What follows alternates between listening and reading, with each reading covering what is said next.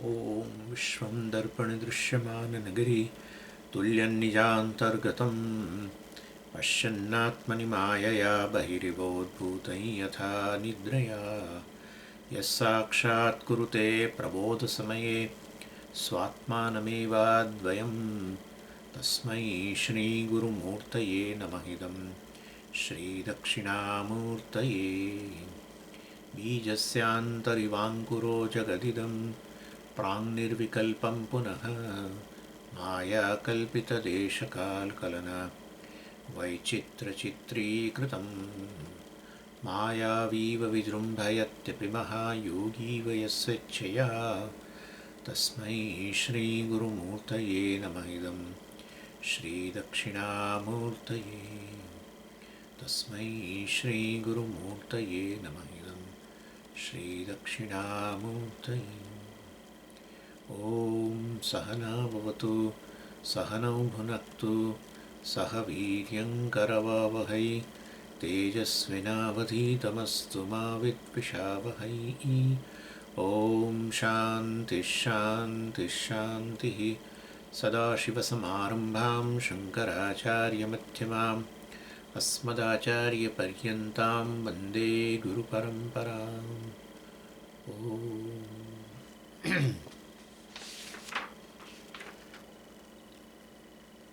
એટલે વેદાંતમાં સિદ્ધાંત કે કાર્ય મિથ્યા છે, કારણ સત્ય છે, એની ચર્ચા આપણે કરી રહ્યા હતા. અને એમાં પ્રશ્ન ઉઠ્યો કે કાર્ય અસત્ય હોય અર્થાત અધિષ્ઠાન કે કારણને જાણવાથી વાસ્તવની અંદર એ નિવૃત્ત થઈ જતું હોય. નિવૃત્ત એટલે અનુભવનો જ વિષય ન બનવું જોઈએ. મિથ્યા તમે કહો છો મિથ્યા તો પછી અનુભવનો વિષય ન બનવું જોઈએ, પરંતુ એવું થતું નથી. એટલે પ્રશ્ન ઉઠાવ્યો હતો 45મા શ્લોકની અંદર. આપણે જોઈ ગયા છે બધું. વ્યક્તમ ઘટો વિકારશ્ચેત વિકારશ્ચેત્યેતૈર્નામ ભીરિતઃ અર્થશ્ચેત અનૃતઃ કસ્માદ ન મૃતબોધે નિવર્તતે. આ ઘડો વગેરે જે છે એ તમે કહો છો નામ માત્ર છે અને મિથ્યા છે, સત્ય તો માટી છે, તો પછી આનો સતત અનુભવ તો થાય છે. તમે આમ નામ માત્ર કહો તો પછી તો એ વસ્તુનો અનુભવ જ ન થવો જોઈએ. તેનો તો અનુભવ થાય છે. જ્ઞાનથી, માટીના જ્ઞાનથી એ નિવૃત્ત ક્યાં થઈ જાય છે? સંપૂર્ણપણે એનો અનુભવ ક્યાં જતો રહે છે? મિથ્યા એટલે અમે ન કહી શકીએ એમ. પછી સિદ્ધાંત એને 46મા શ્લોકમાં સમજાવ્યું કે નિવૃત્તિ એટલે શું. એટલે પ્રતીતિ થતી હોય, અનુભવ થઈ રહ્યો હોય, તેથી સત્ય છે એવો કોઈ નિયમ નથી. અને એમાં બધા તો હજારો ઉદાહરણો છે.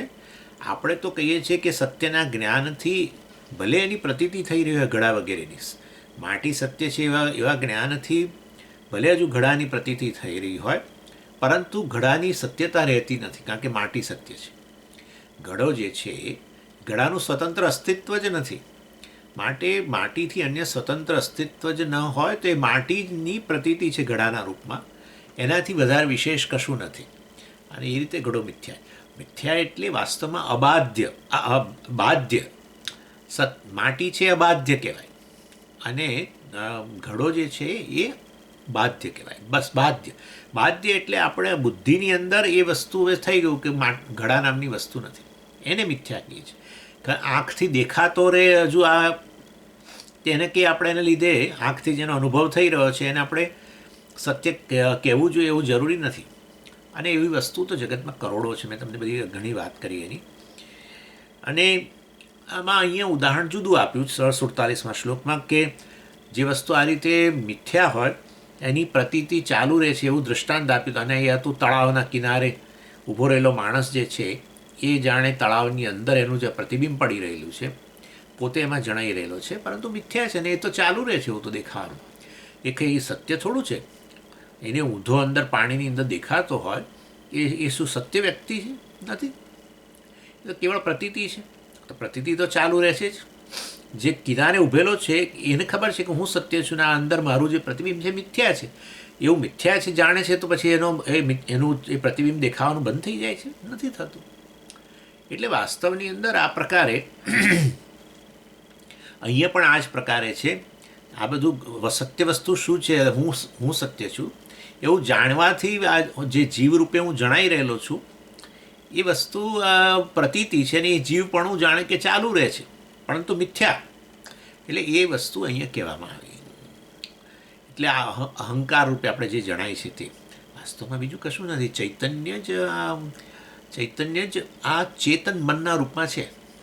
ચેતન મન એટલે એમાં બંને પ્રકારની વૃત્તિ, અહમ વૃત્તિ અને ઇદમ વૃત્તિ. અહમ વૃત્તિ જે છે એટલે અહંકાર, અને ઇદમ વૃત્તિની અંદર પેલું બધું આવી ગયું, અનુસંધાનાત્મિક આ વૃત્તિ, સંકલ્પ વિકલ્પ આવી ગયો, અને પછી આપણો નિશ્ચય વગેરે આવી ગયું, ને સ્મરણ વગેરે કરતા બધા વિવિધ પ્રકારના વિચારો, બધા મન, બુદ્ધિ અને ચિત્ત, 4 ભાગ પાડીએ છીએ ને આપણે અંતઃકરણના. મન, બુદ્ધિ, ચિત્ત, અહંકાર. એ અહંકાર એટલે જ આ અહમ વૃત્તિ, અને બાકી ઇદમ વૃત્તિમાં 3. અને એ તો જે મન જે આવું ચેતન બનતું બન્યું છે આ પ્રકારે વિવિધ વૃત્તિઓ ઉત્પન્ન કરતું રહે. અહમ વૃત્તિ ઉત્પન્ન થાય અને આ ઇદમ વૃત્તિઓ ઉત્પન્ન થાય. અને એ રીતે વાસ્તવની અંદર ચેતનવંતું મન જે છે બીજું કશું નથી. આ આત્મા જ આ ચેતનવંતા મનના અહંકારના રૂપમાં જણાઈ રહેલો છે, બંને વૃત્તિઓના રૂપમાં. આત્મા કે ચૈતન્ય જ વૃત્તિઓના રૂપમાં છે, બીજું કશું છે નહીં. જેમ કે જળ જ બધા તરંગોના રૂપમાં છે. એક તરંગને ગણી લો અહમ વૃત્તિ, બીજા બધા તરંગોને ઇદમ વૃત્તિ ગણો, એના જેવું છે. જળ એટલે વાસ્તવમાં તરંગની અંદર દેખાતું જળ લગભગ જળ છે એમ કહું. લગભગ જળ પણ શું કરવા કહો છો? જળ જ બોલો ને. પેલું નામરૂપ ઉમેરો તો લગભગ જળ કહું, નામરૂપ ન ઉમેરો તો હું જળ જ કહું. એ તો વાત છે ત્યારે. એટલે ચૈતન્ય જ બધી વૃત્તિઓના રૂપમાં છે. ક્રોધ વૃત્તિમાં પણ પૂરેપૂરું ચૈતન્ય જ છે, અને કમ્પેશન દયા વૃત્તિમાં ચૈતન્ય છે, અને આ અહમ વૃત્તિમાં એ ચૈતન્ય છે. એટલે વાસ્તવની અંદર આપણે દૃગ્દૃશ્યમાં આવેલું અહમ વૃત્તિ જે છે એ વાસ્તવની અંદર એ અહંકાર, એ પછી આ કરતા. એટલે પછી અંતઃકરણ જે વિચારો કરે એ બધા વિચારો મારા વિચારો છે. કે ઈચ્છા વૃત્તિ ઉત્પન્ન થાય, બરાબર? ઈચ્છા ઉત્પન્ન થાય એટલે વૃત્તિના રૂપમાં. તો શું કે ખબર છે? આ કરતા મેં ઈચ્છા કરી એમ કે. નિર્ણય બુદ્ધિ, પેલાને મન ગણી લો. બુદ્ધિ શું કરે છે? નિશ્ચયાત્મિકા, નિર્ણય ઉત્પન્ન થાય તો તરત જ પેલી અહમવૃત્તિ શું કરે? મેં નિર્ણય કર્યો. મન જ આવું 2 પ્રકારમાં દ્વિધા સ્થિતમ, એટલે 2 રૂપમાં છે, અહમવૃત્તિ, ઇદમ વૃત્તિ. ઇદમ વૃત્તિની અંદર આ બધી વૃત્તિઓ છે જેને આપણે આ બધી પ્રવૃત્તિ કે માનસ પ્રવૃત્તિ બધી. અને અહમ વૃત્તિ એ આ બધી વૃત્તિઓને ઓનર, એનો મારી વૃત્તિઓ છે એમ કે. એટલે પછી ચિત્ત સ્મરણાત્મિકા વૃત્તિ હોય, હું સ્મરણ કરું છું કે છે. એટલે આ આવું છે. એક છે તે ખાલી વૃત્તિઓ રૂપમાં છે, અંતઃકરણ વૃત્તિ રૂપમાં. વૃત્તિઓ ન હોય તો અંતઃકરણ નથી. વૃત્તિ રૂપમાં રહેલું અંતઃકરણ, અને આ વૃત્તિઓનો ઓનરના રૂપમાં રહેલું અહમ વૃત્તિ, અહંકાર. That's it. અને તો જોઈએ જ ને, ઈશ્વરની એરેન્જમેન્ટ છે આ તો. આ બધી પ્રવૃત્તિ ચાલતી હોય, સ્મરણ ચાલતું હોય, ને ઈચ્છા ઉત્પન્ન થતી હોય, ને નિશ્ચય થઈ રહ્યો હોય, ને ફલાણું થઈ રહ્યું હોય, બરાબર છે? અનેક વસ્તુ સંકલ્પ વિકલ્પ કરતા હોય, અને બધી વૃત્તિઓ જ છે. આ બધી વૃત્તિઓ ઉત્પન્ન થતી હોય તો આ બધું આટલી બધી માનસિક પ્રવૃત્તિ ચાલી રહી છે તો કોણ કરે છે? એટલે ભગવાને આ અહમ વૃત્તિ આપી છે, અહંકાર. બસ એ અહંકાર એને જ કરતા કહીએ આપણે આ બધી વૃત્તિઓને. પછી એનાથી આગળ વધીને અહીંયા સુધી આવે. એક જ સૂક્ષ્મ શરીર અંતઃકરણ આમે જોડાયેલું તો છે જ આ બધી ઇન્દ્રિયો સાથે, જ્ઞાનેન્દ્રિયો સાથે.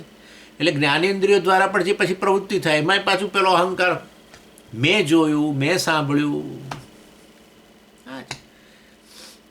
આ બધું એટલે અહંકાર જે છે, કર્તા જે છે, જીવ જે છે, એ વાસ્તવની અંદર ચૈતન્ય જ છે.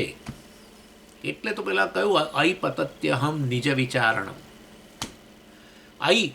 અયપતતિ અહમ, જેવો વિચાર કરશો કે હું ખરેખર કોણ છું, એની સાથે અહંકાર પતક પડી ગયો. અહંકાર ખોટી, ખરાબ કે સારી વસ્તુ એવું નથી. તો ઈશ્વરની એરેન્જમેન્ટ છે આવી.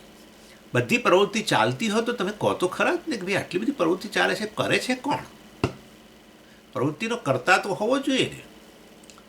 એટલે એ વાસ્તવમાં સમજો આ વસ્તુ. એટલે આપણને એમ કે હું તો જીવ છું ને હું તો કરતા છું ને આ ખરેખર આત્મા અકર્તા છે ને, અને હું અકર્તા હોઉં તો હજુ હું કર્તા તરીકે કેમ ભાષ્યા કરું છું? હું આત્મા હોઉં, શિવ હોઉં તો વાસ્તવમાં જીવ તરીકે કેમ ભાષ્યા કરું છું? અરે ભાઈ, તો અંતઃકરણ છે ત્યાં સુધી ભાષશો. અંતઃકરણ લય પામે છે તો ક્યાં જીવપણું છે? ક્યાં ઇદમ વૃત્તિ છે? બતાવો. કશું નથી. તમે અકર્તા જ છો. તમે ઊંઘમાં તમારો અનુભવ છે કે જીવપણું નથી રહેતું અને આ જગત ઇદમ વૃત્તિઓ નથી રહેતી ને કશું નથી રહેતું. વાસ્તવની અંદર કહેવાનો આશય એટલે જ છે. એટલે હું અકર્તા હોઉં તો કર્તા રૂપે ભાસું કેમ? ભાસવું એક વસ્તુ છે, કર્તા રૂપનો અનુભવ થવો એક વસ્તુ છે, કર્તા સત્ય છે માનવું જુદી વસ્તુ છે. એટલે ઘડાના દ્રષ્ટાંત પરથી કૂદકો મારો. અહીંયા ઘડો ભાસી રહ્યો છે, અનુભવ થઈ રહ્યો છે, તો ઘડો સત્ય જ હોવો જોઈએ. મિથ્યા કેવી રીતે કહેવાય? મિથ્યા જ છે. મિથ્યા છે જે ભાસી રહ્યું હોય એ જ મિથ્યા વળે, ખરેખર ન હોય. અકર્તા આત્મા જ કર્તા રૂપમાં ભાસે છે જાગ્રત કાળે. હા, તમે જો ખરેખર જીવ હોવ, હું ખરેખર જીવ હોય તો જીવ પણ કદી જાય જ નહીં. પછી તો જે વસ્તુ તમારું સ્વરૂપ હોય કેવી રીતે જાય? ખાલી જાગ્રત સ્વપ્નની અંદર જણાય છે, સુષુપ્તિમાં નથી દેખાતું. એનો અંતઃકરણ સ્વામીજી લય પામી જાય છે, પણ જીવ પણ લય પામે છે. તો પછી અંતઃકરણ જ હતું, બીજું શું હતું? એટલે આ રીતે હું જીવ છું, કરતા છું, ભોગતા છું, પ્રમાતા છું, એ બધું તો ખાલી દેખાવ છે. અને એ તો ચાલુ રહેશે જીવનભર. જ્યાં સુધી તમે માટી જાણી લો તેથી ઘડો છું થઈ જાય, એકદમ ઘડો ચાલુ રહે. એનીવે, એટલે આ રીતે વાસ્તવની અંદર. અને પછી તો અહીંયા હોય તો અન્યત્ર પણ એવું જ છે. તમે બધા સામે છો ને તમે બધા કોઈક સામેજી હું તો ફલાણી છું ને ફલાણો છું ને ઢીકણો છું, બધા હું જીવ છું એ તો રહેવાનું જ છે. બધું તમે તમારી ઓળખાણ આપો, એની પાછળ બેઝલાઇન શું? હું જીવ છું, વ્યક્તિ છું. એ જ ખોટું. એક જ આત્મા પછી આ રીતે અનેક અંતઃકરણો દ્વારા અનેક જીવોના રૂપમાં ભાસે. તો પછી વાસ્તવમાં તો અને જીવ પણ જ મિથ્યા હોય તો જીવ વચ્ચે અંતર તો છે જ નહીં. હું કહું કે હું આત્મા છું, તમે કહો કે હું એ જ આત્મા છું, સચ્ચિદાનંદ છું. એક જ આત્મા બધાના રૂપમાં ભાસી રહ્યો છે. તમારા મારા વચ્ચે તો કોઈ ભેદ જ ન રહ્યો. કોઈ ભેદ નથી, ખરેખર કોઈ ભેદ નથી. લેશતા સમજી આની દ્રષ્ટિએ, દેહની દ્રષ્ટિએ તો બધું મિથ્યા વસ્તુ છે. દેખાવ, કેવળ દેખાવ. સાચે સાચ દેહ સમજી.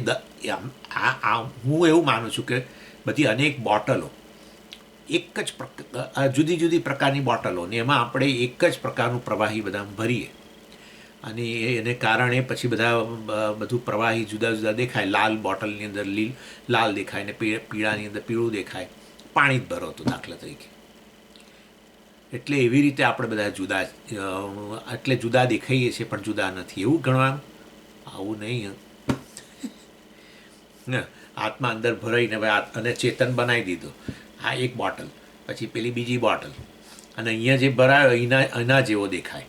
અને પેલા તમારા શરીરમાં એ જ આત્મા પ્રવાહી જેવો ચોખ્ખો એકદમ શુદ્ધ રંગ વગરનો એ તમારામાં ભરાયો એટલે તમે જુદા દેખાવ. એટલે સ્વામીજી આત્મા જ હવે આ રીતે બધા જુદા, એક જ આત્મા જુદા જુદા રૂપમાં દેખાય એવું ગણવાનું. શરીર મન બુદ્ધિ જ મિથ્યા છે. અંતઃકરણ હમણાં જ કહ્યું તમને. હા, મિથ્યા. મિથ્યા એટલે કેવળ તમારે ચૈતન્યથી એનું સ્વતંત્ર અસ્તિત્વ નથી, માટે એક આત્માથી અન્ય કશું નથી. હા, એક આત્માથી અન્ય કશું છે જ નહીં વાસ્તવની અંદર. એ તમે પણ એવું જ કહી શકો, હું એક આત્માથી અન્ય કશું છે નહીં. અને એ દ્રષ્ટિ વાસ્તવમાં પછી આવી સમજ થોડી દ્રઢ થાય તો પછી વ્યવહારમાં જો આવી પ્રકારની એક્સરે આવી જાય, એક્સરે આવી એટલે અહીંયા રહેલી, હા અહીંયા નહીં. સમજી મને ધારીને એકદમ જાણે હમણાં મને ખાઈ જવાનો એવી રીતે જોતો હતો. અહીંયા આ વસ્તુ જો મનની અંદર તમારા આવે તો ભાઈ રાગદ્વેષ જ ન રહે. રાગદ્વેષ અન્ય વ્યક્તિ માટે હોય છે. વ્યક્તિ. રાગદ્વેષ આત્મા માટે કેવી રીતે હોય? એ તો તમે જ છો. વ્યક્તિ માટે કહો એટલે પેલી મિથ્યા વસ્તુને સત્ય માની, શરીર મન બુદ્ધિને સત્ય માનીને પછી એને જુદો ગણ્યો. શરીર મન બુદ્ધિને જુદા માનો તો પછી અન્ય સત્ય. પણ સમજી તમારું શરીર ને આ શરીર તો જુદા છે ને, પણ બંને દેખાવ છે એટલું તો. બે તરંગ ભલે માનો, પણ બે તરંગ જળ જ છે એમ હોય તો તરંગપણું જ મિથ્યા છે તો એટલે તરંગ અને જળ નામની બે વસ્તુ છે જ નહીં ને, એક જ વસ્તુ છે. એક જળથી અન્ય કશું નથી. બે તરંગોના રૂપમાં ભાષિક અનુભવ થઈ રહ્યો છે, પરંતુ બુદ્ધિથી એક્સરે દ્રષ્ટિથી જોયું તો એક જળથી અન્ય કંઈ નથી. અને સર્વાત્મ ભાવ કહેવાય. આ સર્વાત્મ ભાવ છે.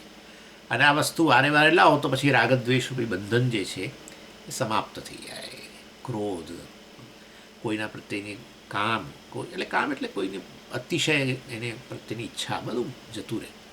ધીરે ધીરે જતું રહે, વાર લાગે થોડી, પણ જતું રહે. ચાલો, અને આ રીતે એટલે પણ પછી અમારો પ્રશ્ન એ છે કે આ બધી આ તમે કહો બધું તો આરોપિત, મતલબ કે નામરૂપ ને બધું, જેમ ઘડો આરોપિત માટી પર, તમે મિથ્યા એટલે આરોપિત. પણ એવી વસ્તુ, એવી આરોપિત કે મિથ્યા વસ્તુને જાણીને પુરુષાર્થ શું પુરુષાર્થ લાભ થાય? એટલે ભાઈ એક તો મોટો લાભ છે. એટલે અમે તો કહીએ છીએ પ્રતીતિ જ ના થવી જોઈએ, એનો અનુભવ જ ના થવો જોઈએ. અનુભવ થતો રહે ને તો અને એ મિથ્યા છે એવું જાણવાથી શું શું શું એમાં તમારો ફાયદો શું તમને? એટલે કહ્યું કે ભાઈ વાસ્તવની અંદર જ્યાં મિથ્યા જે છે એ ત્યાં સત્ય વસ્તુ રહેલી છે. એ સત્ય વસ્તુ તમે છો અને પૂર્ણ છો, નેચરલી પૂર્ણ છો. એવું નથી કે અહીંયા આત્મા અહીંયા રહેલો છે પછી ત્યાં રહેલો છે, વચ્ચે ખાલી જગ્યા છે. વચ્ચે ખાલી જગ્યા છે એવું શેના આધારે કહ્યું? સમજી, હું એનાથી સભાન છું, બસ આવી ગયું, પતી ગયું. એટલે એ ખાલી જગ્યા શેનાથી વ્યાપ્ત છે? ચૈતન્યથી. થઈ ગયું, પતી ગયું. શું થઈ ગયું? પતી ગયું. એટલે કહેવાનો આશય છે એક અખંડ વસ્તુ છે, ખંડ નથી એની અંદર. ઇનફેક્ટ શરીરો એમાં ભાગ જ ન પાડી શકે. તરંગો જળની અંદર ભાગ પાડી જ ન શકે. બે તરંગો વચ્ચે જળ છે ને તરંગ રૂપે જળ છે. એટલે પ્રત્યેક નામરૂપે અવકાશથી માંડીને બધું જ શરીરો અને શરીરો વચ્ચે રહેલું અવકાશ, એ બધી જ વસ્તુઓ એક ચૈતન્યની જ અભિવ્યક્તિ છે. ખાલી ચૈતન્યની પ્રતીતિ છે. એ પ્રતીતિ ચાલુ રહે છે. દ્વૈતાત્મક જગત જે છે પ્રતીતિ છે એની. અને એ રીતે હું પૂર્ણ છું એ વસ્તુનું જ્ઞાન થાય છે. મિથ્યા બરાબર છે, મિથ્યાથી પુરુષાર્થ લાભ ન થાય બરાબર, પણ મિથ્યા જાણ્યું તો પછી વાસ્તવમાં એનું સત્ય જે મિથ્યા જેનાથી અભિન્ન છે એવું સત્યને જાણ્યું ત્યારે મિથ્યા બને, નહીં તો કેવી રીતે બને? તમે કહ્યું કે સર્પ મિથ્યા છે તો પછી તમને રજ્જુ સત્ય જે ખબર પડી હોય તો જ થાય ને, નહીં તો કેવી રીતે થાય? એમને સર્પ મિથ્યા થઈ ગયો, ટોર્ચ કરી પણ અમને રજુ નથી દેખાતી, પણ સર્પ મિથ્યા થઈ ગયો. ક્યાં વાત છે? એટલે સત્ય વસ્તુનું જ્ઞાન થાય અને સત્ય તમે છો. એટલે જે કંઈ અનુભવ થઈ રહેલો છે એ બધું તમે જ છો. તમારી મિથ્યા અભિવ્યક્તિ છે, પ્રતીતિ છે. આ તો બધી જેની પ્રતીતિ થઈ રહી છે એ મારી મિથ્યા પ્રતીતિ છે. હું એ પ્રતીતિ કરનારો સત્ય છું. એ મારી પ્રતીતિ જેની થઈ રહી છે એ મારી મિથ્યા અભિવ્યક્તિ છે, કેવળ દેખાવ છે. જળ આવું કહી શકે કે આ બધા અનેક તરંગો રૂપે જે જણાઈ રહ્યું છે એ મારી મિથ્યા અભિવ્યક્તિ છે. હું તો મારા મહિમામાં સ્થિત છું, પૂર્ણ છું. આ તરંગો મારામાં કોઈ ભાગ ન પાડી શકે. એક તરંગ અને બીજું તરંગ, બસ એ બે તરંગની અંદર જળ, વચ્ચે નહીં, આવું બધું નહીં. હું એક અખંડ પૂર્ણ જળ છું. અને આ બધા કેવળ નામરૂપ જે છે એ તો કેવળ સપાટી પરના છે. અને ભલે એનો અનુભવ થઈ રહ્યો નામરૂપનો, પરંતુ એ મારામાં ભાગ ન પાડી શકે. એટલે એ રીતે મિથ્યાત્વ જ્ઞાન જે છે આપણા પુરુષાર્થ માટે ઉપયોગી છે. અને પૂર્ણતા, હું પૂર્ણ છું એ વસ્તુના જ્ઞાન માટે ઉપયોગી છે. એટલે એટલા માટે કહ્યું પૂર્ણમદ પૂર્ણમિદમ. પૂર્ણ છું એટલે પણ એમાં સમજી પૂર્ણતા એમાં ક્યાં વળી? એમાં કયો પુરુષાર્થ? પૂર્ણ છું એટલે આનંદ છું.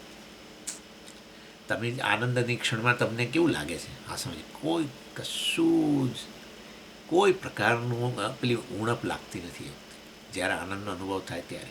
ક્યારે થાય છે? જાગ્રતમાં થાય ને ઊંઘો ત્યારે થાય. ઊંઘો ત્યારે કંઈ એવો અનુભવ નથી રહેતો કે હું અધૂરો છું ને આવો છું તેવું છું. અને જાગ્યા હોઈએ ને ભલે ને આવું અધૂરપ ચાલ્યા કરતી હોય, વચ્ચે એકદમ કંઈક આનંદ આવે ત્યારે પેલી અધૂરપ છૂટી જાય. ત્યારે પાછું એ જ તમારો જ અનુભવ થાય કે હું પૂર્ણ છું. ઇન શોર્ટ, વસ્તુને એ તો અનુભવ થયો પણ પાછું અધૂરપ આવી જાય, કારણ કે પાછું જે મિથ્યા વસ્તુ છે એમાં સત્ય બુદ્ધિ કરી લીધી એટલે પાછું અધૂરપ લાગવા માંડી. અને વળી પાછું એમાંથી છૂટવાની જ છે. ચાલો, એટલે આ રીતે આરોપિત વસ્તુને અસત્ય જાણીએ તો પુરુષાર્થ લાભ થાય કે ના થાય જ નહીં. પ્રતીતિ રોકાવી જરૂરી નથી.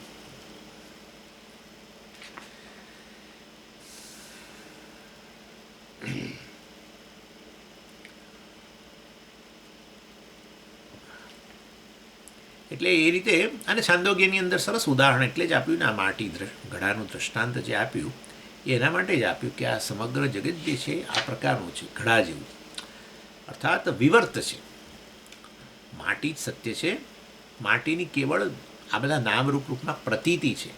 માટીનું પરિણામ નથી ઘડો.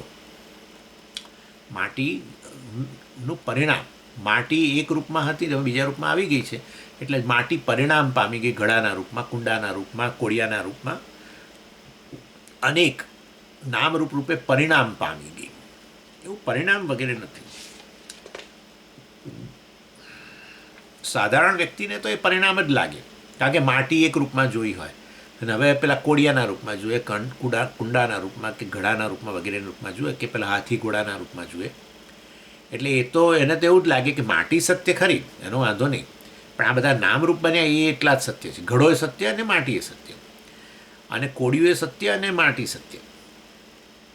એટલે પછી આ કહેવામાં આવે કે ભાઈ ઘડો બન્યો એ પહેલાં માટી હતી. ઘડો ન તો ત્યારે માટી ન રહે તો પણ માટી રહેવાની જ છે, અને માટે ઘડો માટીની જેટલો સત્ય નથી, કારણ કે ઘડો ન તો ત્યારે માટી હતી અને ઘડો નહીં હોય ત્યારે માટી રહેવાની છે. આ વચ્ચે તો પછી વાસ્તવની અંદર એ માટી જ છે. એટલે ઘડો એ સત્ય અને માટી સત્ય એવું નથી, બંનેની એક સમાન સત્તા નથી. એટલે રજ્જુ સર્પની જેમ એ વિવર્તનનું જ દૃષ્ટાંત છે. પરિણામ પામી નથી ગયો. માટીનું પરિણામ, માટીનો વિકાર થઈને ઘડો બન્યો. પરિણામ એટલે વિકાર. માટીનો વિકાર થઈને ઘડો બની ગયો. સાંખ્યો, સત્કાર્યવાદીઓ, સાંખ્યો જે છે પરિણામવાદીઓ છે, એ લોકો કહે છે પ્રકૃતિ જે છે એ જ આ જગતના રૂપમાં પરિણામ પામી. મૂળ પ્રકૃતિ છે એમાંથી પેલું મહત્તત્વ ને અહંકાર ને આ ને પછી પંચતન માત્રાઓને એમ પરિણામ પામી ગયું. એવી રીતે એટલે વાસ્તવની અંદર અહીંયા આપણે કહીએ છીએ વસ્તુ સત્ય નથી, માટીનું કોઈ પરિણામ વગેરે નથી. ઘડો પહેલાં માટી નહોતો ત્યારે ઘડો નહોતો ત્યારે માટી જ હતી, અને ઘડો નહીં રહેતો એ માટી જ છે. તો વચ્ચેના ભાગની અંદર એ અત્યારે ઘડો જ્યારે જોઈ રહ્યા છે ત્યારે માટી જ છે. એનો અર્થ કે માટીમાં તો સહેજ પણ વિકાર આવ્યો જ નથી, અને માટે માટીનો વિકાર કે પરિણામ પામીને ઘડો બન્યો છે એવું નથી. એટલે એ રીતે કાર્ય કારણનું પરિણામ છે એવું માનનારા સાંખ્યો છે. કારણ એ લોકો માટે મૂળ પ્રકૃતિ, એ લોકો આત્માને તો અસંગ માને છે, પુરુષને અસંગ માને છે, પ્રકૃતિમાંથી બધું આવે છે એમ કહે છે.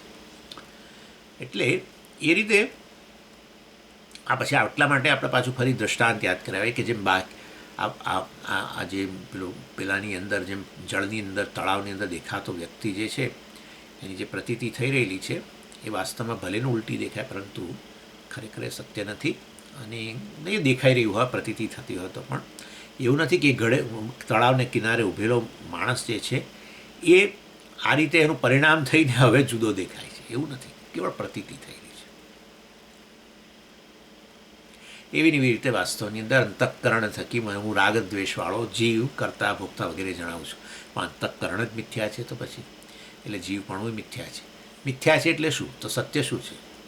મેં ના કહ્યું ચૈતન્ય જ આ ચેતનવંતા મનના રૂપમાં છે, બીજું કશું છે નહીં. અંતઃકરણ જે ચેતનવંતું છે, અંતઃકરણ બધી વસ્તુ ચૈતન્ય જ છે, અંતઃકરણ ચૈતન્ય છે, પણ અંતઃકરણની વિશેષતા એ છે કે ચેતનવંતું પણ છે. એટલે મેં તમને કહ્યું કે ચૈતન્ય જ વાસ્તવની અંદર અંતઃકરણ દ્વારા આ રીતે અભિવ્યક્ત થાય છે, ત્યારે એ લગભગ ચૈતન્ય છે એવું કહીએ. લગભગ ચૈતન્ય શા માટે? કારણ કે પેલું અંતઃકરણ રૂપી નામરૂપ આપણે ઉમેરીએ તો મિથ્યા છે, માટે ન ઉમેરો તો અંતઃકરણ ચૈતન્ય જ છે એમ જ કહીએ. તરંગના નામરૂપ ઉમેરો તો પછી કે એ જળ, તરંગની અંદર જળ લગભગ જળ છે એમ કહીએ, પરંતુ નામરૂપ દૂર કરો, મિથ્યા છે, ખાલી પ્રતીતિ જ છે, તો શું છે? જળ જ છે. લગભગ જળ અને જળની વચ્ચેનો ભેદ સમજાય છે ને, નામરૂપ ઉમેરો તો. એ રીતે જીવો તો બધા સપાટી પરના છે, કોઈ જીવત તો સાચું છે નહીં. અહમની સાથે જીવપણું હંમેશ માટે રહેતું નથી ત્રણેય અવસ્થામાં. માટે જીવપણું આગંતુક છે, અવર જવર કરે છે. માટીમાં એ ઘડોનું અવર જવર પણ રહે છે. પહેલાં નહોતો, હવે આવ્યો, વળી જતો રહેશે. એવી રીતે મારામાં એ જીવપણું આવે છે જાગ્રત કાળે અને સ્વપ્નમાં. જોકે જાગ્રત કાળનું જીવપણું પાછું એ નથી રહેતું, સ્વપ્નકાળનું જીવપણું જુદું છે. જુદા જ પ્રકારના અંતઃકરણ, સ્વપ્નના અંતઃકરણ અને શરીર વગેરે સાથે તાદાત્મ્ય છે. એ જુદું શરીર છે આખું. એટલે જાગ્રત પુરુષ પૂરેપૂરો ન જાય ત્યાં સુધી પછી આગળ વિચારવાનું નહીં બીજી અવસ્થાનું.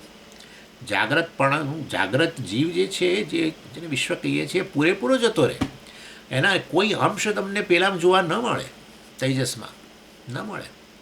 અને તેજસના જાગ્રત વિશ્વના કોઈ અંશ તમને પહેલાંમાં ના જોવા મળે, સુષુપ્તિમાં. એનો અર્થ એવો થયો કે વાસ્તવમાં એક જ આ બધા ત્રણેય રૂપની અંદર દેખાઈ રહેલો છે. હા, ખ્યાલ આવ્યો ને? ત્રણેય સાચા હોય તો પછી વાસ્તવમાં ચોથાનું વાત વિચારવાનું જરૂર નથી. ચોથો ત્યાં કહેવાનો આશય એ છે, જો વિશ્વ હોય તો ચાલો એ જવા દો, થોડું વધી જશે. એનીવે, એટલે આ રીતે અહંકાર દ્વારા રાગદ્વેષવાળો હું જણાવું છું નહીં. ન મે દ્વેષ રાગૌ ન મે લોભમોહો મદો નૈવ મે નૈવ માત્સર્ય ભાવ ચિદાનંદ રૂપ શિવોહમ શિવોહમ એક્સેટ્રા. એટલે આ રીતે દેખાવું એક વસ્તુ છે, અનુભવ થવો એક વસ્તુ છે, અને સત્યતા જુદી વસ્તુ છે. ભોળવાઈ નહીં જવું. જે દેખાય છે, જે અનુભવાય છે, એ મિથ્યા છે, એ બેઝ લાઇન રાખીને ચાલવું. જાગ્રત કાળે હું જેવો દેખાઉં છું એવો છું નહીં વાસ્તવિક રીતે. સ્વપ્નમાં હું જેવો દેખાઉં છું એવો હું છું નહીં. That's it. હા, કારણ કે આ બંને જતું રહે છે, આગંતુક છે. આગંતુક ધર્મ હંમેશા એ મારું સ્વરૂપ ના હોય. સ્વરૂપ ધર્મ આગંતુક ના હોય. બહુ સરળ. પછી પ્રશ્ન ઉઠાવ્યો કે માટી રૂપમાં રહે તોય પણ ઘડાને માટીનું પરિણામ કેમ ના માનીએ? અરે ભાઈ, પરિણામનું લક્ષણ છે વાસ્તવની અંદર કે ખરેખર બીજું થઈ જવું. તો અમને તો એવું લાગે છે કે જો આ માટીનો પિંડ પડ્યો તો હવે આ જુદા રૂપમાં આવી ગયો ને, ઘડાના રૂપમાં, તો જાણે જુદું જ રૂપ બની ગયું છે, જુદું માટીનું જ પરિણામ થઈ ગયું એવું નથી લાગતું. એટલે એ વસ્તુ પછી 49મા શ્લોકમાં કહી આ પ્રશ્ન ઉઠાવ્યો ને, એટલે કહ્યું પરિણામે પૂર્વરૂપમ ત્યજે તત ક્ષીરરૂપવત મૃત સુવર્ણે નિવર્તે તે ઘટકુંડલયોર નહીં. અરે ભાઈ, પરિણામનો અર્થ છે એ જે વાસ્તવમાં કારણમાં પરિણામ આવવું, કારણનું સ્વરૂપ બદલાવું, એવું જો થાય તો પરિણામ. જો કારણનું સ્વરૂપ ન બદલાય, કાર્યમાં એ કારણનું જે સ્વરૂપ હતું એવું કાર્યમાં હજુ જણાય તો પરિણામ નહીં. અને માટી એક જગ્યાએ પરિણામ ને એક જગ્યાએ નહીં ને એવું બધું તમે કહો છો તો પછી બધે માની લો ને, પરિણામ ગણી લો ને, એમાં શું છે? ના ગણાય. દૂધ ને દહીંમાં એ બરાબર છે, પરિણામ છે. દૂધની અંદર દૂધ જે છે, દૂધનું જે સ્વરૂપ જે છે, જે પણ એની મીઠાશ ને જેનું પ્રવાહિતા ને વગેરે વગેરે, અને એટલે એ રીતે એનો સ્વાદ ગુણ વગેરે જે એની અંદર છે એ પેલા ઘડામાં રહ્યા, પેલા દહીંમાં રહ્યા નથી. એટલે દહીંની અંદર એ પ્રવાહિતા નથી જણાતી, દહીંની અંદર એ મીઠાશ નથી જણાતી જે દૂધમાં હોય છે. એટલે કે દૂધ જે છે એણે પોતાનું સ્વરૂપનો ત્યાગ કરી દીધો. દહીંનું જે કારણ દૂધ જે છે એ કારણનું જે સ્વરૂપ, કારણના જે ગુણો છે એ દહીંમાં જણાય છે કે નથી જણાતા. તો પછી દૂધનું પરિણામ ગણો દહીંને. પરિણામ એટલે શું કે કારણના જે ગુણો જે છે એ કાર્યમાં ન જણે તો પછી પરિણામ. એટલે દૂધ દહીંમાં બરાબર છે, પણ પછી મૃત સુવર્ણે નિવર્તે તે ઘટકુંડલયોર નહીં. એટલે વાસ્તવમાં માટી અને સુવર્ણ વગેરેની અંદર તો એના ગુણો નિવર્ત જતા નથી રહેતા. ઘડો બને તો એ માટીના ગુણો તો રહે છે જ, સુવર્ણમાંથી આભૂષણ બને તો સુવર્ણના ગુણો તો રહે છે જ, અને માટે ઘડો અને કુંડળમાં વગેરેમાં એ તો રહે છે જ એના ગુણો. એટલે પછી અમે ઘડાને ને કુંડળ કે જે કે આભૂષણ બને એને અમે પછી પરિણામ ન ગણીએ. સુવર્ણનું પરિણામ આભૂષણ ન ગણાય, કારણ કે સુવર્ણના કારણના જે ગુણો છે એ કાર્યમાં એવા ને એવા જોવા મળે છે. માટે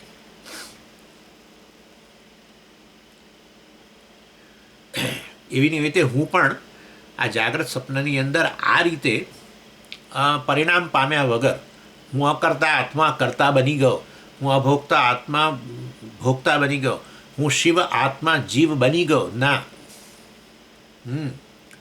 દેખાઉં છું આવો બસ. જેમ પેલો માટી હવે જુદા રૂપમાં જાણે દેખાય છે પરિણામ પામ્યા વગર, એવો હું જે છે આ જીવ રૂપમાં દેખાઉં છું બસ, કે આ જગતના રૂપમાં દેખાઉં છું. આત્મા જીવ અને જગતના રૂપમાં જણાય છે બ્રહ્મ. એટલે પ્રશ્નોત્તરથી એ રીતે સમજાવે છે કે ઘડો વગેરે સ્થળ પર કારણ જે છે એ અવિકૃત છે, વિકાર પામ્યા વગરનું છે એનું જે પણ કારણ. એટલે ઘટે ભગ્ને ન મૃદભાવ કપાલાનામ અવેક્ષણાત મા એવમ ચૂર્ણે અસ્તિ મૃદરૂપમ સ્વર્ણરૂપમ તું અતિસ્ફુટમ. પેલો પ્રશ્ન થાય ને કે ઘડો ફૂટે ત્યારે તમે કહ્યું કે ઘડો નહોતો ત્યારે માટી હતી, હવે ઘડો ન રહેતોય માટી છે. એ ખોટું કહ્યું તમે. કેમ? ઘડો ફૂટી જાય છે તો માટી ક્યાં મળે છે?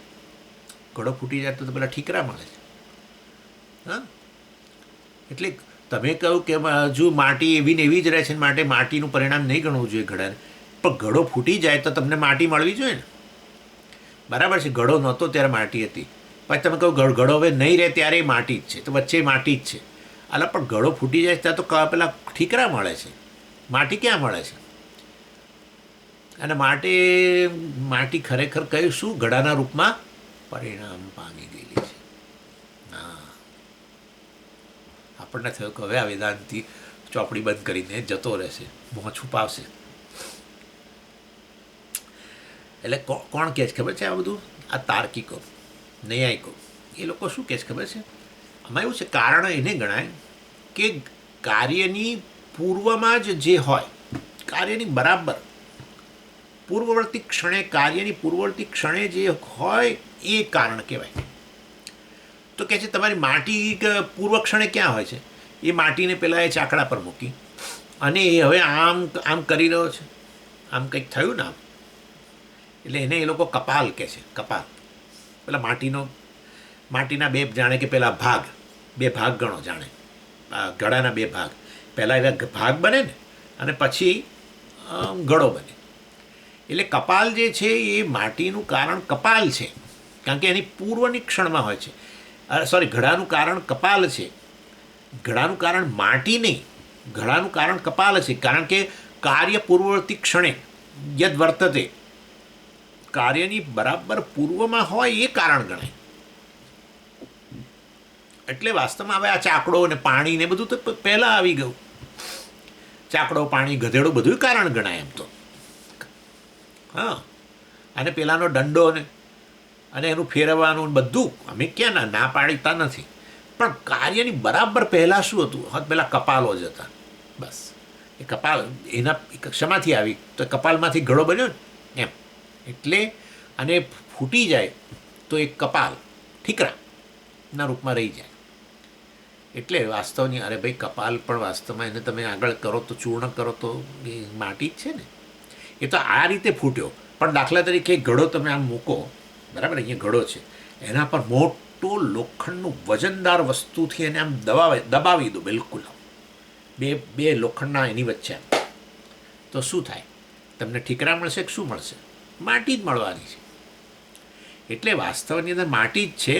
કપાલ તો વચ્ચેની એક અવસ્થા છે, માટી જ એનું કારણ છે. એ કપાલના રૂપમાં માટી જ છે. એટલે આ રીતે છેવટે માટીના રૂપમાં જ સિદ્ધ થાય છે. અને તમને એવું ન ગમતું હોય દ્રષ્ટાંત તો લઈ લઈએ, લો મા એવમ ચૂર્ણે અસ્તિ, મા એવમ, ચાલો. પછી પણ સ્વર્ણરૂપમ અતિસ્ફુટમ, સ્વર્ણરૂપમાં તો અતિસ્ફુટ છે, સ્પષ્ટ છે. હે, વીંટીનો ઓગાળો તો શું મળે છે? લો, ઘડાને ફૂટી ગયો તો ઠીકરા મળ્યા, પણ અને ઓગાળો તો શું મળે છે? નાના કંઈક સોનાના પતરા મળે છે તમને, સોનું જ મળે છે ને સીધું. એટલે વાસ્તવની અંદર કાર્ય જે છે એને વિવર્ત જ છે. અર્થાત તમે કહો છો કે આ કારણનું પરિણામ પામી ગયું છે ઘડો, કારણ કે ઘડો ફૂટે ત્યારે માટી નથી મળતી, ઠીકરા મળે છે. મતલબ તો પછી એનો અર્થ એવો થયો કે એ કારણ કાર્યના રૂપમાં પરિણામ પામી ગયું છે. જેમ તમને દૂધ પાછું નથી મળતું દહીંમાંથી, એવી ને એવી રીતે ઘડો ફૂટી જાય તો તમને ઠીકરા પાછા માટી પાછી નથી મળતી, ઠીકરા મળે છે. અને માટે આપણે ઘડાને તો માટીનું પરિણામ જ ગણવું જોઈએ, સાચું નથી. અને તમને એ દૃષ્ટાંત ના ગમતું તો બીજું દૃષ્ટાંત આપીએ, અને પછી આ સુવર્ણનું દૃષ્ટાંત. એટલે પાછી શંકા. શું શંકા? કે તમે આ માટી ઘડાનું દૃષ્ટાંત આપીને બધા વિવર્ત જ સ્વીકારો છો. માટીના સ્વરૂપની અંદર લેશ માત્ર પરિવર્તન આવ્યા વગર એ આ ઘડાના રૂપમાં દેખાઈ રહી છે માટી, અને ફૂટે ત્યારે હજુ માટી મળે છે એમ કરીને તમે કહો કે વચ્ચે અત્યારે છે માટી જ છે. ખાલી માટી આ ઘડાના રૂપમાં પ્રતીત થાય છે. પ્રતીતિ ખાલી અનુભવ છે. ઘડા નામની વસ્તુ બહાર છે જ નહીં, માટી જ છે ત્યાં. તો પછી વાસ્તવમાં માટી બધે તમે આ રીતે વિવર્તવાદ સ્વીકારો છો, તો પછી દૂધમાંથી દહીં બને છે ત્યાં વિવર્ત જ કોને કે દૂધ હજુ એના સ્વરૂપમાં પરિવર્તન આવ્યા વગર જ દહીં બને છે, દહીં રૂપે જણાય છે દૂધ, એવું રાખો ને. મજાક ઉડાવે છે આપણી. એટલે આપણે પછી કહ્યું કે ભાઈ વાસ્તવની અંદર આ અમારા વિવર્તવાદની પહેલાં અમે તમને તમારો પરિણામવાદ ટેમ્પરરી સ્વીકારી લઈએ. પહેલાં સ્વીકારીએ ચાલો કે માટીમાંથી ઘડો બન્યો એનું પરિણામ, પછી કહીએ છીએ કે હવે તમે બરાબર તપાસો, માટીમાંથી હવે ઘડો બની ગયો, બરાબર છે, સારું ચાલો, માટીનું પરિણામ થઈ ગયું, માટીનો વિકાર આવીને ઘડો બન્યો, સારું ચાલો, પરિણામ બાદ. હવે કહીએ છીએ જે ઘડો જે છે ને એને તપાસ કરો, એની અંદર જો ઘડા નામની ખરેખર વસ્તુ બની હોય તો હવે માટી રહી નથી ત્યાં, બરાબર છે, પરિણામ પામી ગયું. દૂધમાંથી દહીં, એમ માટીમાંથી ઘડો. હવે દહીંની અંદર દૂધ નથી દેખાતું, એવી રીતે માટી હવે આ ઘડાની અંદર પણ તમને માટી ન દેખાવી જોઈએ બિલકુલ. ઘડા નામની વસ્તુ જે છે એમાં માટી રહેવી નથી, પણ માટીથી અન્ય જ કશું નથી નીકળતું. પહેલાં વજન જ કરો ને. વજન, હા વજન ઘડાનું છે ને, પણ સ્વામીજી વજન માટીનું છે ભાઈ. એનો સ્વાદ ચાખો તો પછી શેનો સ્વાદ છે? માટીનો સ્વાદ છે. એમાં સુગંધ આવે છે, શેની સુગંધ આવે? માટીની સુગંધ આવે છે. અને એમાં આ રૂપ જે છે એ રૂપ કોનું છે જરા તપાસ તો કરો, માટીનું જ રૂપ છે. એટલે એના અંદર શબ્દ સ્પર્શ એમાં ટકોરો કરો છો, ઘડાનો ટકોરો છે, માટીનો નહીં, માટીનો જ ટકોરો છે બધું. ઇન શોર્ટ કહેવાનો આશય છે શબ્દ સ્પર્શ ગુણ વગેરે જુઓ, વજન જુઓ, બધું માટી જ છે. માટીથી અન્ય ઘડો બતાવો તો સાચું, એવું નીકળતું નથી. એટલે તમારો પરિણામવાદ અમે એક ક્ષણ માટે સ્વીકારી લઈએ કે જે માટીમાંથી ઘડો બન્યો, પણ પછી ઘડો બન્યા પછી અમે તપાસ કરીએ છીએ તો હજુ માટી જ નીકળે છે. તો પછી એનો અર્થ એવો થયો ને કે માટી આ ઘડાના રૂપમાં હવે જણાઈ રહેલી છે, એની પ્રતીતિ થઈ રહી છે, બસ બીજું કશું છે નહીં. એ રીતે વિવર્તવાદ જ છેવટે તો સત્ય નીકળે છે. એટલે ક્ષીરાદો પરિણામોસ્તુ પુનઃ તદ્ભાવ વર્જનાત. 51મો શ્લોક. એતાવતા મૃદાદીનામ દૃષ્ટાંતત્વ ન હીયતે. એટલે ખાલી આ જે છે ને આપણા મોડર્ન લોકો આવી રીતે સમજાવે કે પણ સમજીએ, પણ એ પહેલાં માટી કહેતા હતા ને હવે ઘડો કહીએ છીએ, તો કંઈક તો ત્યાં હોવું જોઈએ, જુદું હોવું જ જોઈએ. પહેલાં આમ કરીને એમ કહેવા માગે છે મારો મત સ્વીકારી લો છેવટે, હું હારી જવું, હતાશ થઈ જાઉં એ પહેલાં તમે મારું મત સ્વીકારી લો, એટલે આમ કરે છે. એટલે કહે છે કે માટી જે છે અને આ ઘડો છે, તો અહીંયા ઘડો શબ્દ વાપરો છો અને અહીંયા માટી શબ્દ વાપરો છો. તમે કહો છો ઘડાની તપાસ કરો તો માટી નીકળે છે, તો પછી માટી જ બોલવું હતું ને પહેલેથી. આ તો પહેલાં ઘડો કહ્યો અને પછી હવે તમે કહો છો કે તપાસ કરો, એનું વિશ્લેષણ કરો ને હવે માટી નીકળે છે, એવું શું કરવા કરો છો? માટી જ બોલો ને, પહેલાંય માટી હતી ને અત્યારે માટી જ બોલો. ઘડો બોલવાનો જ નહીં, ઘડો શબ્દ જ કાઢી નાખો આખા ડિક્શનરીમાંથી. એવું રાખો ના, અમારે તો રાખવો પડશે. હા તો ભાઈ ઘડા નામની વસ્તુ સ્વીકારી લો, ત્યાં માટી, હવે ઘડો નામની વસ્તુ થોડી સ્વીકારો, એટલે એટલું તો પરિણામ થઈ ગયું ઘડાનું, માટીનું પરિણામ થઈ ગયું. ઘડો શબ્દ કાઢવા તૈયાર નથી તો પછી ઘડા નામની વસ્તુ છે. પહેલાં માટી હવે હતી, હવે ઘડા નામની વસ્તુ છે, તો પછી માટીનું પરિણામ થઈ ગયું છે. માથાનું દહીં છે આ તો, બરાબર ને? દૂધનું દહીં નહીં, માથાનું દહીં. એટલે પછી કહ્યું ભાઈ આ તો ખાલી અવયવોનો મોડર્ન બહુ આપણો જે બધો એપ્રોચ છે સારો છે. માટીમાં જે અવયવો બધા અણુઓ પરમાણુ જે અવયવ ગણવો તમારે, કણ, ચાલો, માટીમાં કણો એક રૂપે ગોઠવાયેલા હતા. હવે એ જ કણો એ જ કણો જુદા રૂપમાં ગોઠવાયા છે. That's it. માટીમાં કોઈ રાસાયણિક પરિવર્તન થયું જ નથી. જો આ મોડર્ન એપ્રોચ આપણો. માટીમાં અણુ એટલે એના અવયવો કણો એક રૂપમાં ગોઠવાયેલા હતા. પિંડના બધા કણો એક રૂપમાં હતા. હવે એ જુદા રૂપમાં બધા એ જ કણો, કશું નવું નહીં, એ જુદા રૂપમાં ગોઠવાયા. એટલે વાસ્તવમાં માટીના સ્વરૂપમાં એના કણો રૂપેનું જે સ્વરૂપ છે એમાં પરિવર્તન પામ્યા વગર જ હવે એ નવા રૂપમાં દેખાઈ રહ્યું છે. પહેલાં એક રૂપમાં, હવે નવા રૂપ. અને એ દ્રષ્ટિએ વાસ્તવમાં એટલે તમે ઇનિશિયલી આવું કહો કે હવે માટીમાંથી ઘડો બની ગયો છે, પરિણામ પામ્યું, માટી પરિણામ પામી, માટીમાં વિકાર આવ્યો. પરંતુ ખરેખર વિકાર ત્યારે જ કહેવાય કે માટીનું રાસાયણિક રૂપ બદલાઈ જાય અને નવા રાસાયણિક રૂપમાં આવી જાય. એનીવે, એટલે દૂધ દહીં સ્થળમાં તો ખરેખર રાસાયણિક પરિવર્તન આવી ગયું દૂધની અંદર. એટલે તો એનો સ્વાદ બદલાઈ ગયો, એની પ્રવાહિતા વગેરે હવે બદલાઈ ગઈ, હવે તો ઘટ્ટ બની ગયું આ તે. એટલે આ રીતે વાસ્તવની અંદર દૂધ દહીંનું દૃષ્ટાંતમાં પરિણામ છે, દૂધનું પરિણામ વગેરે, પરંતુ માટી ઘડા વગેરેમાં નથી, સુવર્ણ વગેરેમાં પણ નથી. સુવર્ણની બિસ્કિટની અંદર સુવર્ણના જે કણ હોય જેમાંથી આ બિસ્કિટ બન્યું, બિસ્કિટ કહો તો પછી એમાં કણ સુવર્ણના ખરા ને, એ રીતે એનો જેમાંથી મૂળભૂત અવયવ જેમાંથી આ બન્યું એ એક રૂપમાં ગોઠવાયેલા હતા. અને હવે વીંટી બની તો એ જુદા રૂપમાં ગોઠવાયા. એની એ જ વસ્તુ, એ જ કણો જુદા રૂપમાં ગોઠવાયા. એટલે વસ્તુત્વમાં તો પરિવર્તન નથી આવ્યું ને. સુવર્ણનું જે સ્વભાવ છે, એનું સ્વરૂપ છે, એમાં તો પરિવર્તન નથી આવ્યું ને. સુવર્ણના કણો એક રૂપમાં હતા, ત્યાંથી જુદા રૂપમાં ગોઠવાયા. જેમ તમે દડાઓ હોય બધા એક રૂપમાં ગોઠવાયા હોય, એમાંથી નવા રૂપમાં ગોઠવો તો તમે કહો કે હવે આમાંથી આ રૂપમાંથી આ રૂપમાં બદલાઈ ગયું, બરાબર. પરંતુ મૂળભૂત એ દડાઓ જ હતા, દડાઓ જે એક રૂપમાં હતા, બોલ્સ બધા, એને જુદા રૂપમાં ગોઠવ્યા. એટલે ખરેખર વાસ્તવિક રીતે એ જે બોલ્સ છે એનું જે સ્વભાવ કે એનું રબરના હોય કે જે પણ, એ કંઈ હજુ બદલાયા જ નથી. એને એ જ છે, ખાલી એનો આકાર જ બદલાયો, એવું થયું ને. તો પછી આકાર નામની વસ્તુ કોઈ સ્વતંત્ર વસ્તુ હોય તો બતાવો. પદાર્થ વગર આકાર સ્વતંત્ર હોય એવું બતાવો, મળે જ નહીં. આકાર બોલો એની સાથે તમારે તરત જ કહેવું પડે શેનો આકાર, શેનો કહેવું જ પડે. આકાર નામની વસ્તુ અવકાશમાં લટકી રહી છે, એકલો આકાર, અંદર એમાં કોઈ સબસ્ટન્સ નથી સ્વામીજી, કશું જ નથી. આવું અને એવું દેખાય તમે તો તમે શું કહો? મિથ્યા કહેશો કે સત્ય કહેશો? મિથ્યા કહેશો. કદાચ તમને દેખાય, ઘણી વાર દેખાય ને લોકોને, ભૂત દેખાય.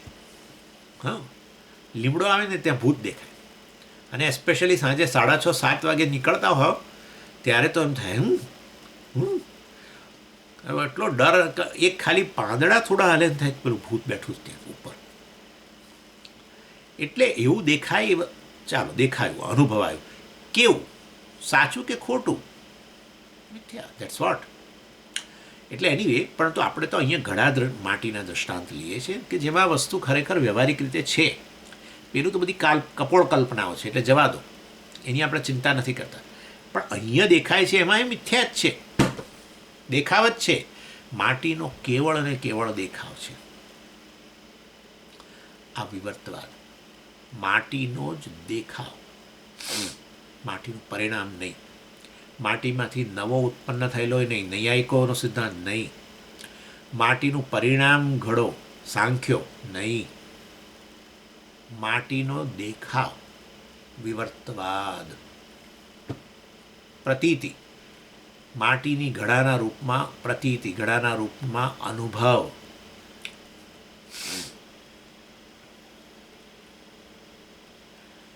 અને આ માટી ઘડાના દ્રષ્ટાંત ઘણા લોકો નથી સમજી શકતા, એને પરિણામ ગણી લે છે, માટીનું પરિણામ ઘડો ગણે છે. એટલા માટે જ આચાર્ય ભાષ્યકારે શંકરાચાર્યજીએ રજ્જુ સર્પનું ઉદાહરણ આપ્યું કે જેમાં વસ્તુ એકદમ સ્પષ્ટ થઈ જાય. રજ્જુમાંથી સાપ બન્યો, સ્વામીજી બન્યો જ નથી, ખાલી દેખાય છે, પ્રતીતિ થઈ, સાપ રૂપે અનુભવ થયો પણ હતો નહીં. એટલા માટે રજ્જુ સર્પનું ઉદાહરણ શંકરાચાર્યજી આપે છે. પણ રજ્જુ સર્પનું ઉદાહરણ આપ્યું એટલે પછી રજ્જુ સત્ય અને સર્પ મિથ્યા, એવી રીતે બ્રહ્મ સત્ય, આત્મા સત્ય અને આ જગત મિથ્યા, તો હવે જગત પણ જેમ પેલો સાપ નથી દેખાતો તો હવે જગત પણ દેખાવું જોઈએ, એમ કરીને પાછો બીજો પ્રોબ્લેમ આવે. એટલે આપણે પાછો ઘડો માટી લઈએ કે ઘડાને મિથ્યા જાણો તો પણ ઘડો દેખાતો બંધ ના થાય. સમજી ગયા? એટલે દરેક દ્રષ્ટાંતની મર્યાદા હોય છે. રજ્જુ સર્પનો દૃષ્ટાંત ઉપયોગી એટલા માટે થયું કારણ કે વાસ્તવમાં પેલું પરિણામવાદ આવી જતો હતો. ઘડા માટીની વાત કરીએ ત્યારે માટીનું પરિણામ ઘડો, માટી હવે ઘડાના રૂપમાં બદલાઈ ગઈ, ઘડાના રૂપમાં પરિણામ પામી ગઈ, વિકાર પામી ગઈ. એટલે પછી આપણે આ રજ્જુ સર્પ લાયા. આચાર્ય બધી જગ્યાએ રજ્જુ સર્પનું ઉદાહરણ આપે છે. ચાલો, એટલે પછી હવે વૈશેષિક નૈયાયિકોએ કહ્યું કે તમે આ તો બહુ સારો પરિણામવાદનો તમે થોડોક તો સહેજ સ્વીકાર કર્યો હતો ને કે આરંભમાં કે આ સારું, ચાલો ઘડાનું માટીનું પરિણામ ઘડો ઘડો, પણ હવે તપાસ કર ઘડાની અંદર કે ઘડો ક્યાં છે માટી ક્યાં છે. તો ઘડો શું થઈ ગયો? માટી જ નીકળી. તો એનો કે ખાલી ઘડાના રૂપમાં અનુભવ થઈ રહ્યો હતો પણ અતિ માટી છે. એટલે તમે શરૂમાં તો પરિણામવાદ સહેજ સ્વીકાર્યો ને, એ રીતે તમે સાંખ્યોને થોડુંક તો સ્થાન આપ્યું. ભલે અલ્ટિમેટલી તમારો વિવર્તવાદ આવ્યો પણ થોડુંક તો તમે સ્થાન આપ્યું. તો અમે એમના કરતાં સારા છીએ. કોણ કહે છે? નૈયાયિક વૈશેષિકો. કે ક્યાંક ક્યાંક તમે આરંભ માની લો.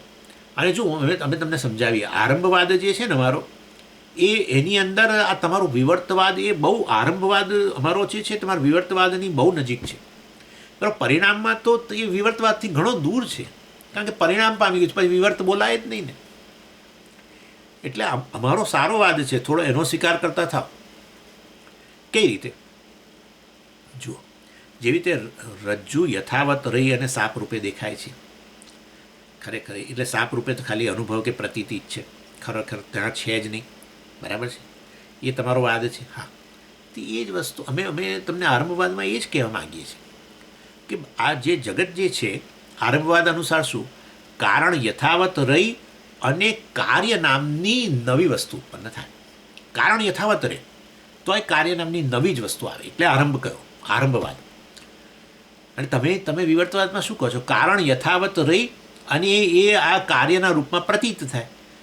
અમારો આરંભવાદ આવો જ છે. કારણ જે છે એ કારણ યથાવત રહી અને કાર્યના નવું કાર્ય ઉત્પન્ન થાય. બોલો, એટલે અમે તમારે નજીક છે. કારણ જે છે એ યથાવત રહે અને છતાંય નવું કાર્ય ઉત્પન્ન થાય. તમારો વાદ છે એ વેદાંતિ, કારણ જ વાસ્તવમાં કાર્યના રૂપમાં પ્રતીત થાય, કારણના સ્વરૂપમાં લેશ માત્ર પરિવર્તન ના થાય, એટલે કે કારણ યથાવત રહી અને કાર્યના રૂપમાં પ્રતીત થાય. બરાબર છે? તમે એમ કહો છો ને, અમે કહીએ છીએ કારણ યથાવત રહી અને નવું કાર્ય ઉત્પન્ન થાય. એટલે પેલા પરિણામવાદીઓ કરતાં તમે સારા. પેલા તો કહે છે કારણ જ કાર્યના રૂપમાં પરિણામ પામી ગયું, જેમ દૂધ દહીંના રૂપમાં. તો તમારો વિવર્તવાદથી તો ઘણા દૂર છે એ લોકો. અમે સારા, તો અમારો સ્વીકાર કરો, અમારો સ્વીકાર કરો, અમારો સ્વીકાર કરો. એટલે આ રીતે એટલે શું થાય કે કારણ જે શું છે, જો હવે તમને સમજાવો વસ્તુ. મૂળ એ લોકો પરમાણુવાદીઓ છે, વૈજ્ઞાનિકો જેવા. આ વૈશેષિકો નહીં આયકો, પરમાણુવાદીઓ. આ જગતનું સત્ય શું છે? વટે પરમાણુ, બધું પરમાણુમાંથી આવ્યું. એટલે પરમાણુ બધા આકાશ સિવાયના, આકાશ તો નિત્ય વસ્તુ છે, પણ એ નિત્ય આકાશની અંદર બધા પરમાણુઓ રહેલા છે. શાના પરમાણુઓ? જલ પરમાણુ, વાયુ પરમાણુ, પૃથ્વી પરમાણુ, અગ્નિ પરમાણુ. પછી શું થાય? બે પરમાણુઓ ભેગા થાય, બે અગ્નિ પરમાણુઓ ભેગા થાય, એટલે એમાંથી શું બને? દ્વણુક બને, ડાયડ, એક જોડકું. બરાબર? શરૂઆત થઈ આ રીતે સર્જનની, સૃષ્ટિની. નિત્ય આકાશ, આકાશનો જન્મ નહીં, નિત્ય. એ નિત્ય આકાશની અંદર બધા પરમાણુઓ બધા ચારે બાજુ તરતા હોય, આ ચાર પ્રકારના, ચાર મહાભૂતોના. અને એક ભેગા થાય. અગ્નિ પરમાણુ સાથે જ ભેગું થાય. એવું તો એ પરમાણુ કેવી રીતે ખબર પડે? એવું પરમાણુ તો જડ છે, એ ગમે તે પરમાણુ સાથે જોડાઈ જાય. અગ્નિ પરમાણુ પૃથ્વી પરમાણુ સાથે જોડાઈ જાય. અગ્નિ પરમાણુ સાથે જોડાય એને માટે પરમાણુ પોતાનામાં ચેતનતા નથી કે હા જો આ સામે અગ્નિ પરમાણુ આવ્યું, લાવો હું જોડાઈ જાઉં, લાવો હું લગ્ન કરી લઉં એની સાથે. ના, એવું એને ન થાય. તો પછી કોણે આ બધું જોડનાર? કોઈ બીજું ચેતન હોવું જોઈએ.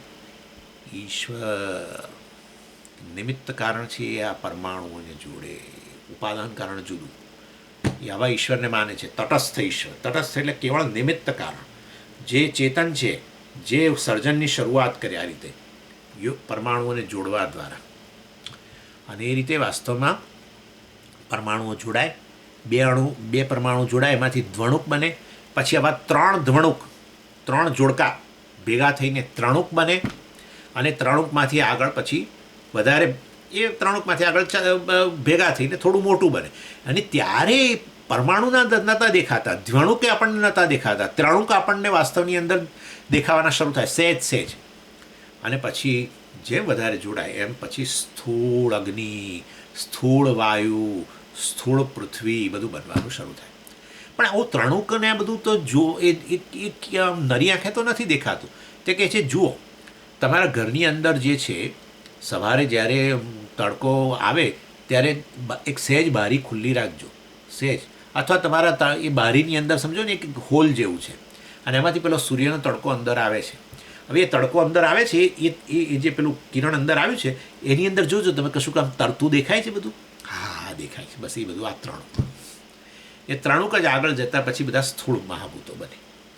એટલે નરી આંખે દેખાય એવી વસ્તુ તો આ ત્રણુક પછી, એ પરમાણુઓ ના દેખાય, ધ્વણુક પણ ના દેખાય એમ. એનીવે કહેવાનો આશય છે, એટલે આ રીતે સ્થૂળ બધા મહાભૂતો બન્યા. મૂળ પરમાણુ જ છે ને, હજુ પરમાણુ જ ચાલુ રહ્યું છે, પરંતુ હવે નવું સર્જન શરૂ થયું, જે પહેલાં નહોતું નવું જ સર્જન નેચરલી.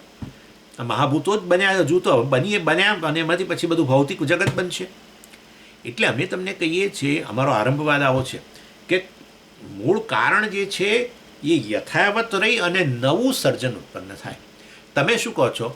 કારણ યથાવત રહી અને કાર્યના રૂપમાં, સર્જનના રૂપમાં પ્રતીત થાય. તો અમે નજીક છીએ ને તમારે. પેલા લોકો તો કેવા છે બધા, એ લોકોને દૂર કરો, કારણ કાર્યના રૂપમાં પરિણામ પામી જાય કે છે. પરિણામવાદીઓ કરતાં અમે આરંભવાદીઓ સારા છે. કોણ પણ પેલા એટલે કોણ? સાંખ્યો અને યોગવાળા. એના કરતાં અમે સારા છીએ, અમે તમારી નજીક છીએ, અમારો સ્વીકાર કરતા થાવ.